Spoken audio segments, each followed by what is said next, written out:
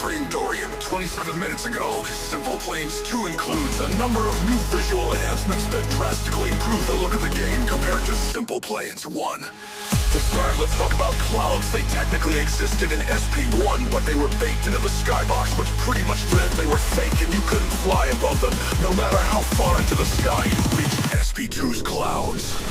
On the other hand, a volume trick powered by an asset called Enviro by Hendrik Haupt. This means they're 3D and very much real, making for a much more believable environment in the air than before. In the world settings, you can define the weather ranging anywhere from a clear sky to dense fog to a thunderstorm. The conduit thunderstorm, the clouds really help enhance the mood of SP2, and I hope you'll feel the same way. Let's play a little game. 2 of the 4 images in this section are references to popular media I care about. Can you figure out what they are? Clouds aren't the only major visual improvement to the game. Thanks to a couple of powerful assets, Beautify and 8 HBAL, we're able to use a number of post-processing effects to make SimplePlanes 2 look nice and polished.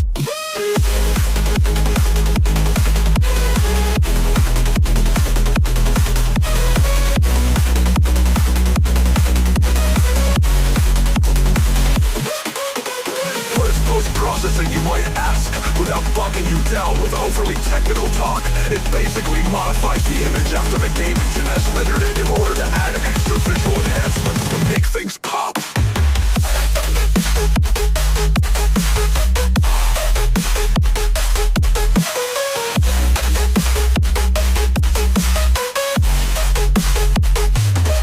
There are 3 main things we use post-processing for: color balancing, blue, and ambient occlusion. Color balancing lets us adjust the colors to be more vibrant. Bloom creates a glow effect on bright objects like emissive paint or a smooth metallic surface being hit by sunlight, and ambient occlusion creates soft shadows in corners and other areas that would be obscured from the ambient light. All of them can be customized in the game settings, letting you fine-tune the game's visuals to your liking. Want more blue? No problem. Want it to be less saturated? Go ahead. At a lot, the game's visual appeal and really help bring things up to a more modern graphical standard with a fairly modest response. If you like what you're seeing, please consider waitlist SimplePlanes 2 on Steam if you'd like to see bits of these blogs early. Consider joining our Discord server.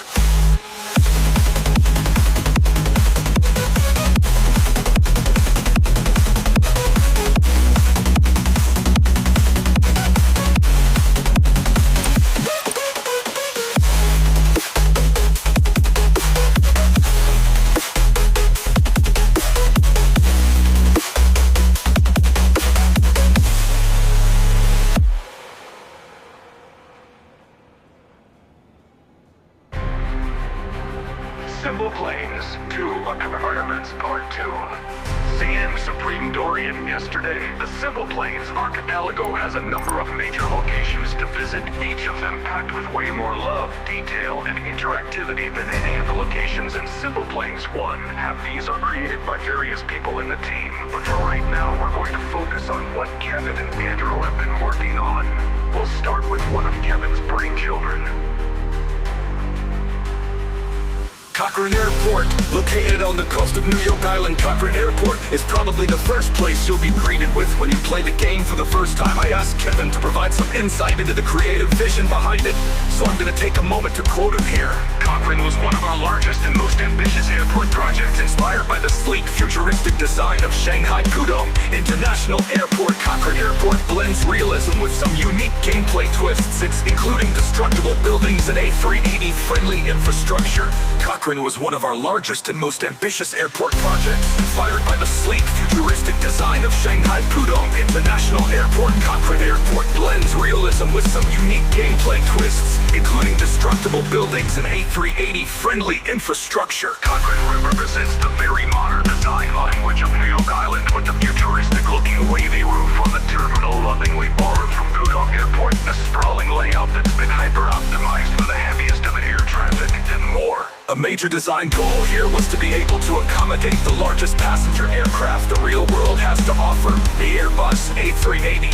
This turned out to not be a trivial undertaking, with several parts of the airport needing to be redesigned early in development because they were simply too small for this behemoth of a plane. But it has been done, which means this airport is probably also perfectly equipped to handle whatever you can throw at it, provided it isn't much more ludicrous in size than an A380. Beyond that, Cochrane has a number of fun play spaces, including plenty of hangars, big and small, complete with animated doors, fire station you can hang out inside of, and an oversized parking lot with a multi-story parking garage. We set out to make a believable space that also doesn't compromise on fun gameplay opportunities, and we believe we've achieved that. Shepherd Airport, sitting on the opposite side of the archipelago to Cochrane by a little forest on Vetusta Island. Shepherd Airport is another of Kevin's creations. As with Cochrane, I'll quote Kevin here. Shepherd Airport, our love letter to the mid-century charm that I'm on Carter Field, now part of Dallas. Unlike Cochrane's sprawling modern hubs, Shepherd is a compact, retro-inspired airport that captures the spirit of aviation's golden era of prop liners and early jets. Before DFW existed, Amon Carter Field, later renamed Greater Southwest International, was Fort Worth's premier airport, opening in 1953 with a sleek, space-age inspired terminal. In contrast to Cochrane, our goal at Shepherd was to create a nostalgic space that still functioned as an airport. When you visit, you'll soon notice.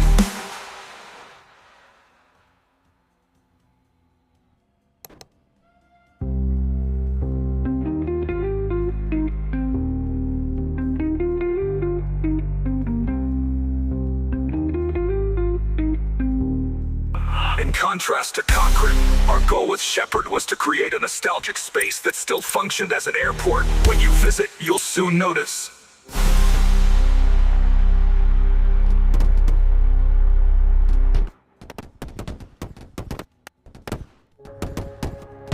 I'm curious, what do you imagine the history of this city being like?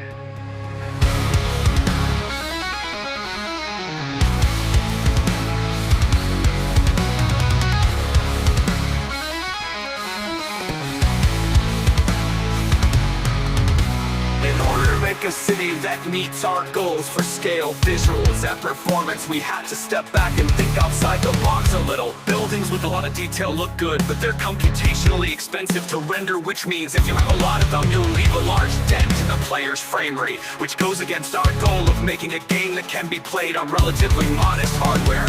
On the other hand, low detail buildings impact frame rates much less, which means you can use more of them, but they have the drawback of being low detail, so they may not feel very immersive. Our approach for SimplePlanes 2 is much closer to the low detail end, but we've come up with some tricks to keep things looking believable while maximizing performance. Our city buildings are procedurally generated to allow for easy setup and control. When we're placing them down, they use very simple geometry to save performance. To achieve the appearance of higher detail, we cheat by using some fun tricks. With shaders and textures, building colors get randomized based on where they are, so you're not always looking at identical ones. Individual windows have their lights turn on and off based on the time of day and whether they're facing the sun and more. For the textures, we've been working with an Argentinian woman named Sol. Fun fact, we've worked with her before, and you listen closely, you may hear her in Juno. Your origins. These textures utilize normal mapping and physically based rendering, ABR techniques to achieve a sense of depth and higher detail. Despite the buildings being extremely simplistic behind the scenes, this allows each building to punch above its weight a bit in terms of detail versus performance cost, thus allowing us to make a nice looking city without sacrificing too many of your precious frames. Vetusta Castle, like many of its real world inspirations, at the heart of Vetusta City lies a large medieval style castle set atop a hill. Our primary source of inspiration for the design of Vetusta Castle was the numerous medieval castles scattered throughout France with their highly functional yet beautiful Gothic designs that are so iconic they inspired an entire genre of fiction. Our castle is made up of numerous modular sections we created, allowing us to streamline the creation of castles and forts with a mix and match system. We can bend to our will, gatehouses, towers of multiple shapes and sizes, destructible bridges, and more all in our little box of castles. goodies. Festus, the castle itself, is a sprawling complex with multiple large buildings split by a river, cutting through the hill and meeting with the sea. Thick stone walls adorned with guard towers protect much of the castle from would-be invaders. The difficult terrain surrounding it serving as an additional line of defense. Large bridges connect the buildings across the...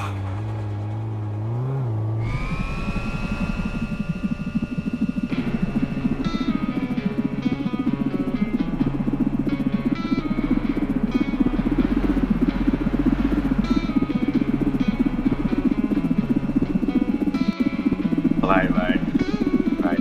For the textures Right. we've been working with an Argentinian Wait, let's find a hiding spot to avoid when there's one approaching. If you listen closely, origins. These textures utilize normal mapping and physically based rendering. We're on the mountainside. Conveniently being wide enough for you to sneak a vehicle onto. This castle is a lovingly created space designed to enhance the game's atmosphere and create fun gameplay opportunities. If you can believe it, we still have more than enough to show off on the later days. If you like what you're seeing, please consider wishlisting SimplePlanes 2 on Steam. If you like to see bits of these blogs, certainly consider joining our Discord server.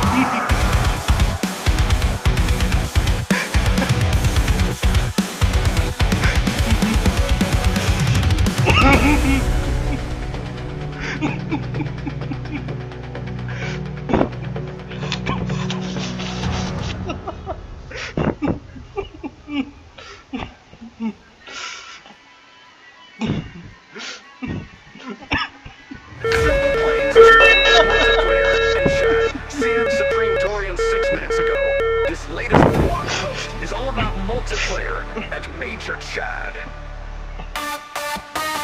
Arguably the biggest game changer in all of SimplePlanes 2 is the built-in multiplayer. There's so much fun to be had messing around with your friends or strangers. And now playtesters have had a really good time with it. Multiplayer is something that was possible in SimplePlanes 1 with the mod, but it was quite limited and unintuitive to use among its problems for hosting and joining lobbies, as the host needed to download a separate executable, potentially in addition to other stuff, as well as give people their IP address, and the person joining had to know the server info, often buried in an old forum somewhere, and input it in-game to join.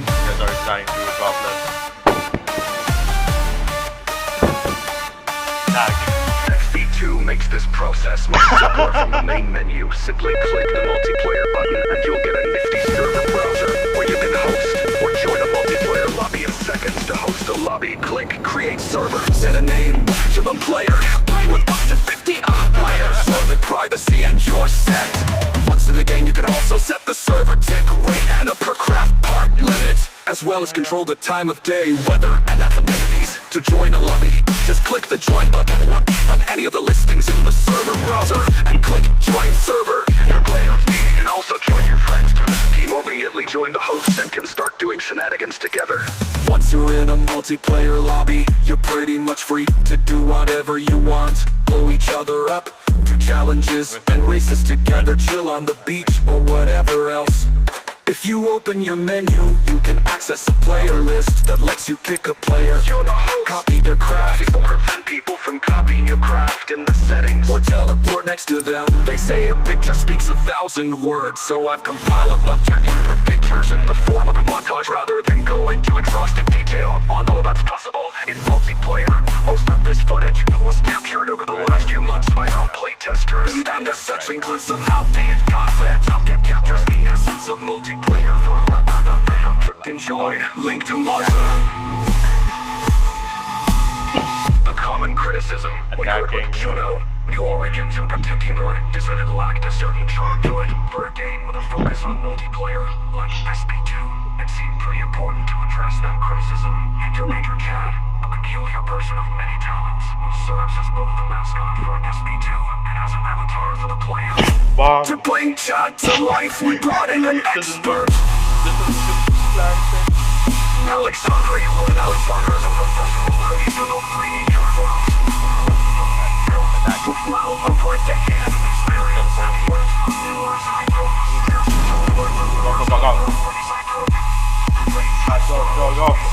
Having worked on numerous high-profile projects, including 5 Star Wars movies, plus a few episodes of The Mandalorian, Arrival, Pacific Rim, and more. We've been very fortunate to be able to collaborate with him, and the results are better than we ever could have hoped. As an aside, he's also a co-founder of a small Quebec-based team called Rare Studios, who are currently working on their own game. I'm sure he'd appreciate it if you checked them out. we asked him a bunch of questions for this post to get some insight into his creative process and other thoughts, which we'll go through now in a nice and compact interview format. What were your first impressions of SP2 when we first talked? The first time I discovered SimplePlanes, I found it to be a truly unique game. I was impressed by the level of customization available for the planes. It immediately connected with my creative side, so adding a character to that universe was something I found genuinely exciting. What software did you use to bring him to life? I used Maya for modeling and rigging, Substance Painter and Photoshop for texturing, and ZBrush for sculpting. What was the most technically challenging part of the process? The most technically challenging part of the project for me was keeping everything organized and clear. With many different ripped clothing pieces and multiple texture files, it would have been easy to lose track. But with new challenges come new opportunities for improvement. Working on Major Chat, I had to create some custom tools to speed up and simplify those repetitive tasks. Facial expressions are a big part of Major Chat's job. How did you approach creating them? Creating facial blend shapes is one of my favorite parts as a 3D character generalist. That's where I get to bring the character's personality to life, and every character is unique. The secret behind well-done blend shapes lies mostly in having clean, well-structured topos. Many artists shy away from topology because it's considered technical, but once you've mastered it, it actually gives you more artistic freedom to create appealing and anatomically accurate expressions. How does making a character for a video game compare to making one for a film? The big difference lies in optimizing the model to run smoothly in a game engine for Major Chat. The polygon count is much lower than for a movie character, and the deformation complexity is also reduced to ensure real-time performance. The challenge is to maintain a high-quality aesthetic despite those constraints. If Major Chat were to be cast in a movie, who should play him? Definitely Jim Carrey. To complement his dashing looks, Chad has a diverse wardrobe that allows him to dress for any occasion, whether it's practical, formal, or casual. In SP2, we have 4 outfits to choose from. For now, each one able to be recolored to any set of colors you want in order to suit your needs. And some of them can even have certain elements added or removed entirely, like taking off a helmet or a jacket. There's a surprising amount. Teleported.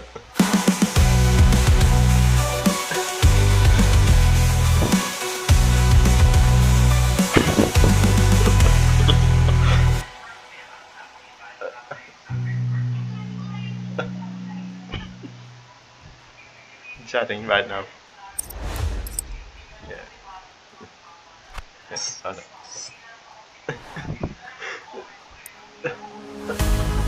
Of diversity in what you can do with Chad's customization, leading to a multiplayer experience where no one player looks quite the same, yet they all share the same recognizable character. Chad doesn't just stand around and look pretty, he serves as a means for you to interact with your craft and the game world in ways you never could before. He can walk, crouch, jump, swim, gently push things around, and more. Perhaps most importantly of all, though, is what happens when you give him a chair to sit in. First off, when you go into first person, the camera will gently tilt left or right as your craft rolls around to mimic the way a real person would tilt their head to match the horizon. This adds an extra layer of immersion to flying your crafts around. And if you don't like it very much, you can adjust its intensity in the game settings. Next, we have puppeteering. What is puppeteering? Well, aside from being a metaphor for Chad's utter helplessness to the whims of the player he doesn't mind, it's a way for you to define how Chad interacts with your craft when he's sitting down. Using a program called inverse kinematics. Don't worry, you don't have to know what that means. You can define a cockpit part for each of Chad's hands, elbows, knees, and feet to stick to, and they'll automatically move those parts in a natural way. Fun fact, at one point during development, volumetric disconnect from things like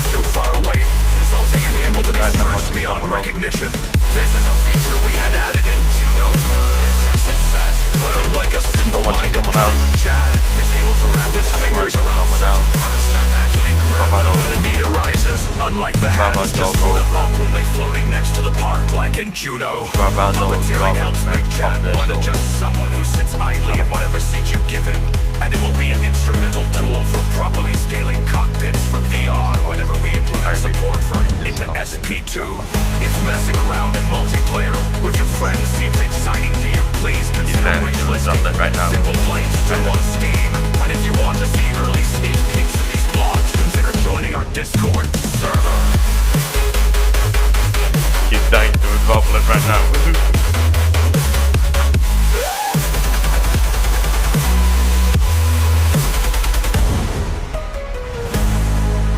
If messing around in multiplayer with your friends seems exciting to you, please consider wishlisting SimplePlanes 2 on Steam. And if you want to see early sneak peeks of these blogs, consider joining our Discord server.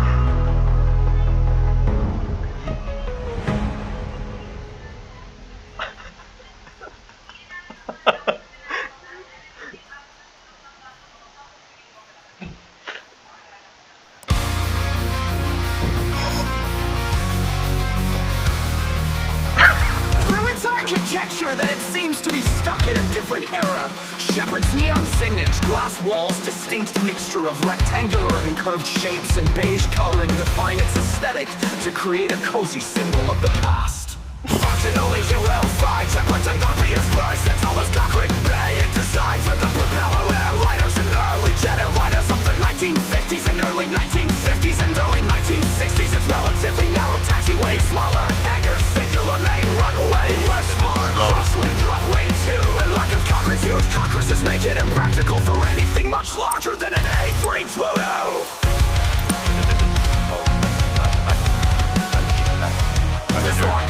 They're coming. Run. What things to do besides playing in clothes, hanging out in the old tiny hangars with your friends. Or if you're feeling confident about your skill behind the wheel, you can try and drive fast for the little support beams holding up the big hallway sticking out of the terminal. Shepard is a labor of love to a forgotten chapter in aviation history, one with a lot of wonder to it that we wanted to give the law for the respect it deserves.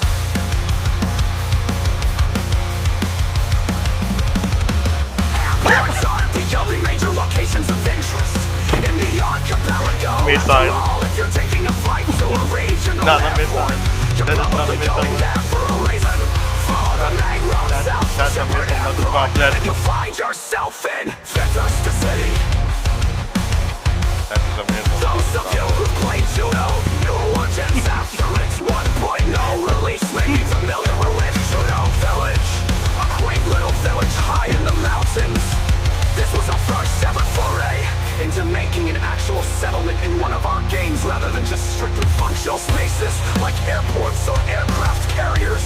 Now take Judo Village, scale it up by about an order of magnitude, and you have Fantastic City. With a total area of approximately 1.5 square kilometers and over 1,000 buildings, each of them manually placed, this is our first ever full-fledged city, and its longest axis, the city spans 2.5 kilometers in length, full of roads, alleys, and buildings. It's a really fun and atmospheric space that helps the world feel truly alive.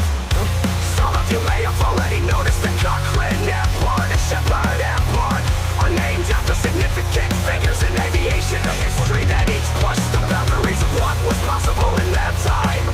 Jacqueline Cochrane, the first woman to break the sound barrier, and Alan Shepard, the first American to go to space. They represent the cultural divide between them, with one embracing tradition and the other looking to modernity. Fantastic Island, and by extension, Fantastic City represents the former of those two. Fantastic is an archaic Spanish word for very old, with the city's design reflecting its set at the foot of a castle. Fantastic City takes heavy inspiration from those old European cities that compose with centuries of history, bringing elements of the past with them everywhere.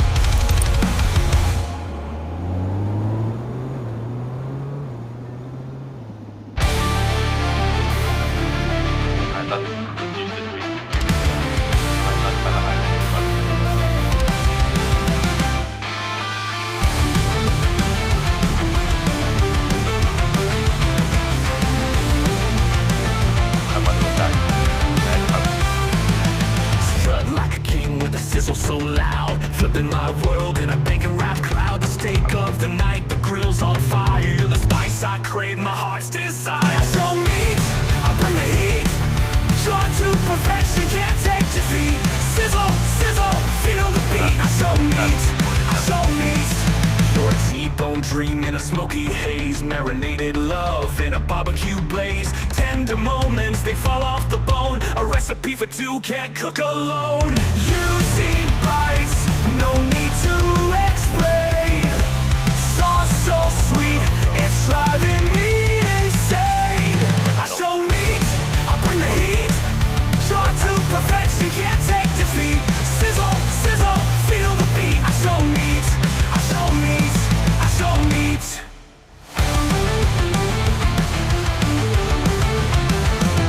Juicy bites, no need to explain. Sauce so sweet, it's driving me insane.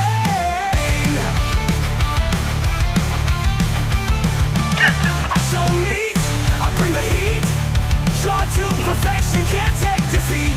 Sizzle, sizzle, feel the beat. I show meat, I show meat.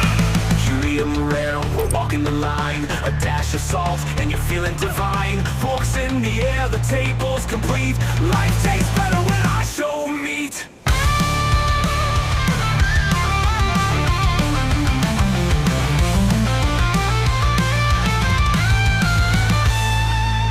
Heat. Shoot.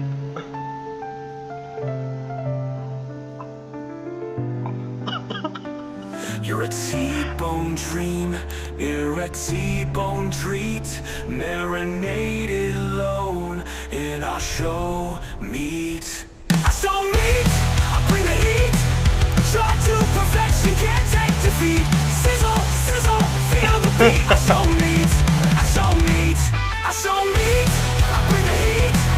Short to perfection, can't take defeat.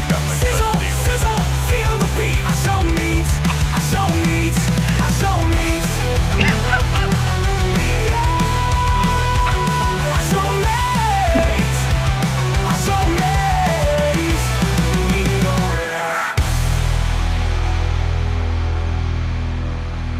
Medium rare, we're walking the line. A dash of salt, and you're feeling divine. Forks in the air, the table's complete. Life tastes better when I show meat.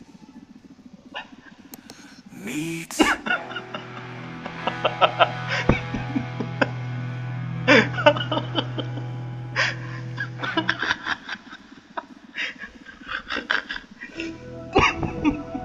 SimplePlanes 2, Wings Part 2.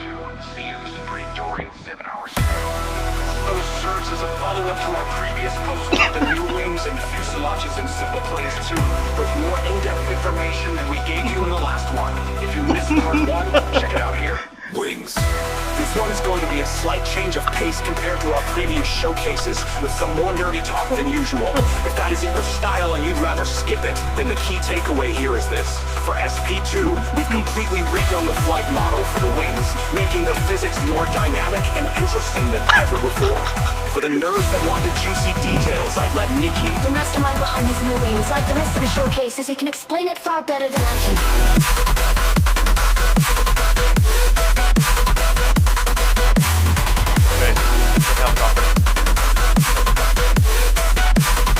Having heard so many stories from people who played the game as a way to explore aeronautics from a young age and later found themselves growing up into qualified pilots, engineers, or mechanics, I knew that the educational side of the game was very important, and I always wanted to expand on it in the sequel. One way to do this is to increase the fidelity of our flight model.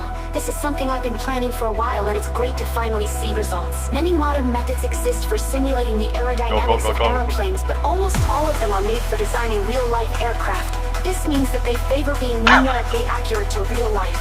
At the expense of huge amounts of computational power and ease of use, SP2's flight model is not for designing real-life aircraft and has a very different set of requirements. It needs to be highly performant to run on as many devices as possible, and it also needs to be numerically stable. If an iterative solution fails to converge for an aircraft, And the key takeaway from that, and the key takeaway, and the key takeaway, and the key takeaway here.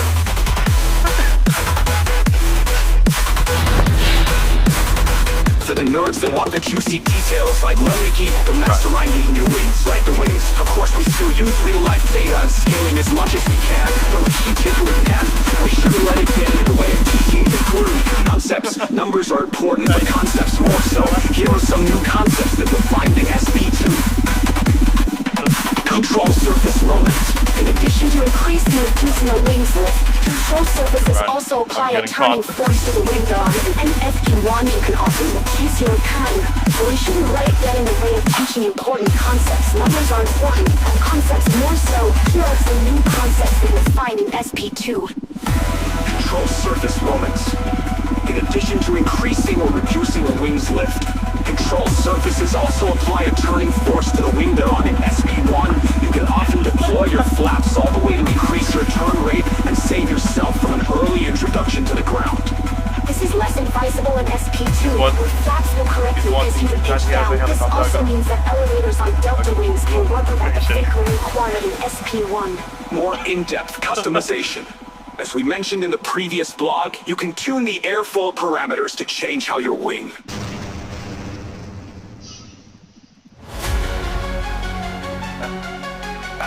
This accentuates the difference between a docile trainer and a resolute fighter. The range of control surface types you've seen are also not just for show. Each one affects your maximum lift, stall angle, moment, and track uniquely. Wing efficiency. A key consideration when designing a wing is efficiency. It's easy to get buried in airflow cross sections and forget that there's a third dimension down the span of your wing. We're experimenting with a new system that adds effect-driven airflow along the span of your wing. You'll see that longer, thinner wings like you see on glider are more efficient than shorter, stubbier wings. This system makes it so that maximizing the efficiency of your build is more than just reducing the frontal surface area for drag. Speaking of drag, this was a fairly painful topic in SimplePlanes 1. The drag model had a ton of problems, which becomes quite apparent when you look at any of the top crafts on the website and notice that they typically have drag disabled on most of the parts. In SimplePlanes 2, that old drag model is still there, but you can now choose to switch a craft to a brand new drag model that addresses as many of the egregious issues with the old one. The new drag model uses the visual mesh of your craft rather than its collider. This means the overall drag profile of your craft will be more accurate and intuitive. The curvature and angle of surfaces are now also taken into consideration. Crafts using the new drag model should notice a significant reduction in overall drag. Allowing for better speed, performance should be better, especially with very large crafts. The frustrating issues with it asymmetrical drag should also be resolved. The new model also has some cool new behaviors that weren't in the old model. In-flight drag recalculation. Drag will now be automatically recalculated in flight when the geometry of your craft changes, such as a part being detached or destroyed. Body lift. Non-wing parts are now capable of generating a small amount of lift based on their angle of attack. To complement the new drag model, we completely overhauled the drag visualizer into the designer. It is now much more useful and very pretty with a red to blue gradient depending on how prominent the drag is on a surface. And a pretty animation to go along with it. The new visualizer shows a much more accurate visual of visual of the drag to a visual of the drag forces on your craft, showing exactly where the drag is spits, or instead of just highlighting entire parts based on their total drag, though you can re-enable the behavior if you want to. The drag visualizer can be tuned to your liking, allowing you to set an angle for the airflow as well as the maximum range of drag values to be shown. Note that as of writing this, the visualizer doesn't work on wings due to technical limitations, though by the time the game is released, this may change.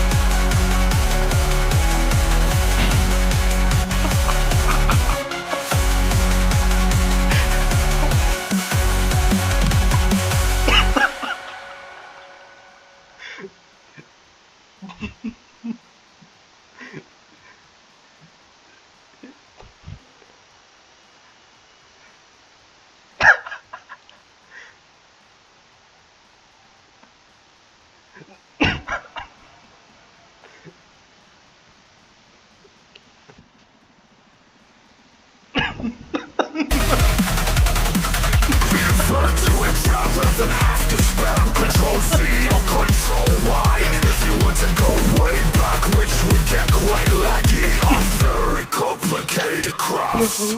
If you like what you see, please proceed to wish listing SimplePlanes 2 on Steam. If you'd like to see bits of these blogs, hurry, consider joining our Discord server.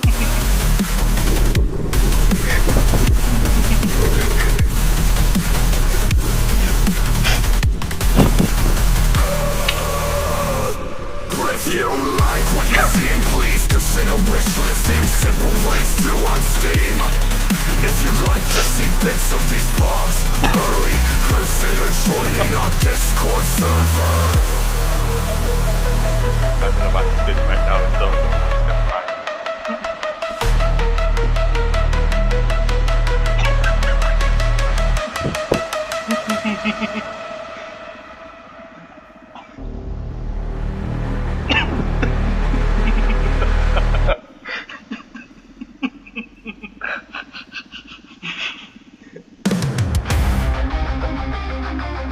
I'm gonna find.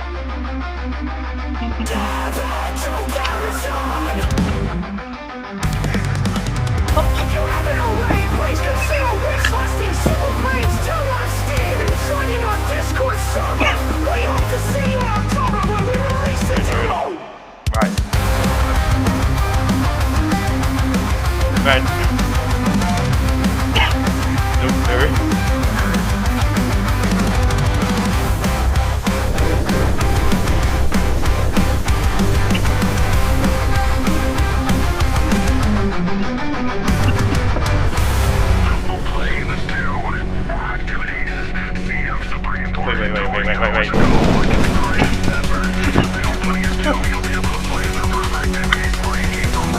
Invincible. Eventual activities we'll get into soon. Unlike SP1 though, and SP2 you'll be able to play all these activities in multiplayer. Races!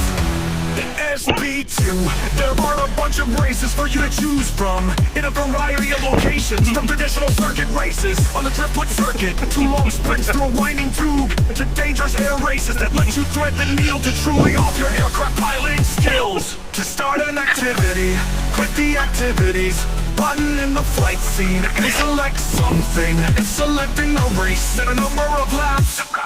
And anyone in a multiplayer game will have a chance to decide whether or not to participate, as well as change their craft They're to getting me. something appropriate for the task. Once in a race, it's the familiar setup of ring checkpoints you're used to from SP1, with some visual and quality of life improvements, such as being able to restart from the last checkpoint if you messed up or someone rudely bumped you off course. This particular gift is a blooper from a developer playtest. Combat! To test the lethality of your crafts, there are some combat activities to try out, best done with friends. As some of these are team-based, the in-game targeting system has been updated to allow easy differentiation between friend and foe, with allies appearing blue, enemies appearing red, and neutral crafts being green. In deathmatch, the goal is simple: blow up more players than everybody else. It may be advisable to bring a craft with multi-role capabilities, as some players may opt to bring a ground-based anti-air vehicle rather than an aircraft, which would be rather unfortunate for anybody unprepared. In bomber intercept, enemy bombers are coming to blow up the airport. Your job is to intercept and destroy them, denying them whatever goal it is they're trying to achieve. But be careful, they brought fire escorts that you'll have to deal with before you have a chance to eliminate the main threat. More players in multiplayer means more bombers and escorts, so you'll have to work together to defeat them. Wacky stuff to relatively conventional activities like races and deathmatch, we have some curveballs that offer more unique gameplay. In Mech Invasion, massive bipedal mechs are emerging from the sea to storm Driftwood Island, equipped with energy shields, guns, and lots of health you're gonna need to bring all the firepower you have in order to take them down. Please note that the footage you'll see of this activity here is of a work in progress. Build up the game with placeholder models for the mechs. This was actually the team's first ever time trying Mech Invasion. Orc Snatcher is another multiplayer-based activity like deathmatch, but one of the more interesting toys. We need water. Finally noticed.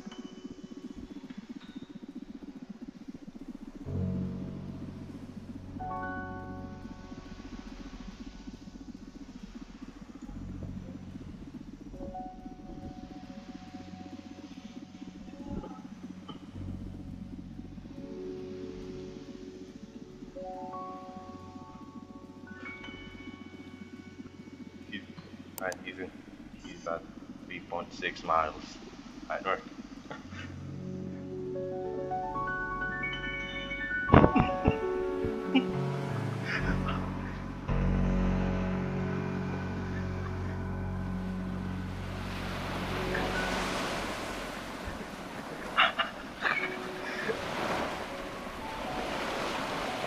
that to test out the lethality of your craft. SimplePlanes 2, crafts and performance. CM Supreme Dorian 20 hours ago. The demo is just around the corner. This will be the final dev blog before the demo goes live on October 27th. This blog will be going over the stock crafts you'll be playing with, as well as some performance and quality of life changes. Stock crafts! The SimplePlanes 2 flight demo contains a variety of brand new stock crafts, using the new goodies the game has to offer, with many more planned for the full release and potentially beyond. These stock crafts have been lovingly made by a bunch of our playlisters, all under the management of Cody Kane, aka Mod.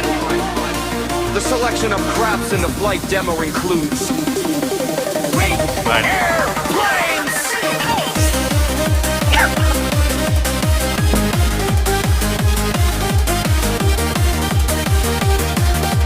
horrid cars, plenty on a jumper,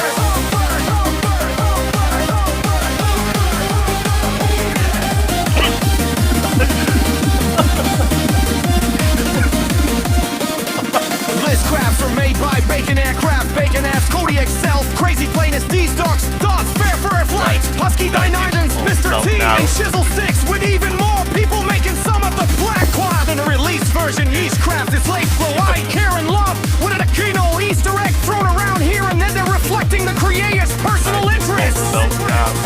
Before we show you the new crafts, here's a brief introduction from Cody. Hey y'all, I'm Cody, otherwise known around the SP and Jano communities as Mod Neat nickname. I know. Anyways, I've been behind the scenes working together with Jundro and the playlisters as a craft manager leads to build for the coolest, most fun, and easiest to use stock craft you've ever put your hands on. It's been a journey from the start, and I could not have done any of this without the playlisters' eagerness to build and help each other with their impressive builds, using all the new features that SP2 brings to the table over SP1. Let's talk for me. Here are a few images I've taken of some of the stock craft that will be available on the SP2 demo.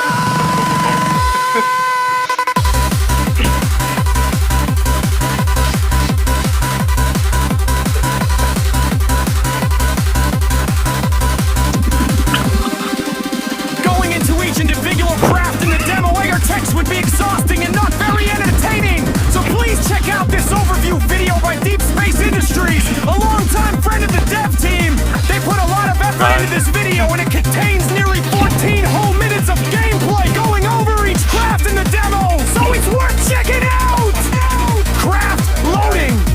In our previous games, when you wanted to load a craft or make adjustments to your current one, you had to back out of the flight scene and into Designer, having to reload the whole flight scene every time when you're ready to use the new or updated craft! In SimplePlanes 1, this wasn't a huge issue on most modern hardware because there wasn't much in the flight scene that needed to be loaded anyway. So the load times were very quick, but it became significantly more annoying with Juno. New Origins and an SP2, it would be worse not just because we have a lot more stuff to load than an SP1, but because we support multiplayer, now which creates a whole other host of problems there. So in SP2, we thought, what if you could just load crafts or go back to the Designer without a loading a flight scene? And so we put our finest coding wizards on the task, and now you can save, load, and download crafts without even having to go back to the Designer. And if you do go back to the Designer, it won't unload the flight scene, keeping load times pretty much non-existent when you're moving back and forth between designing and flying. This solves every problem with the previous approach and makes things much more convenient for the player. Here's what Enter has to say about it!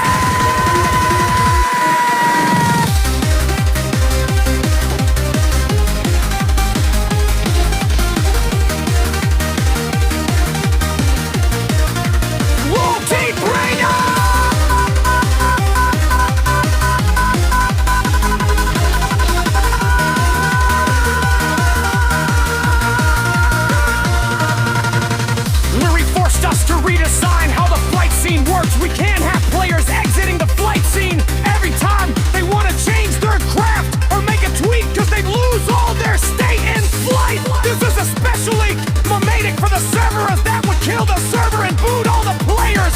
This was actually the primary reason. It's hard to imagine not being able to swap your craft, download something from the website, or make a change to your craft without losing your progress. Supporting multiplayer forced us to solve this problem, and it ended up making the game so much more enjoyable in single player as well. To Mormon's, SP2 is quite a pretty game in comparison to his predecessor, and with that comes extra demand on hardware. Come on, B1, SP2 on PC now requires a Dragon and Pilby's con, at least for each beyond plum. You may be able to get away with going below the gentleman requirements depending on your hardware and your standards. But if you don't have enough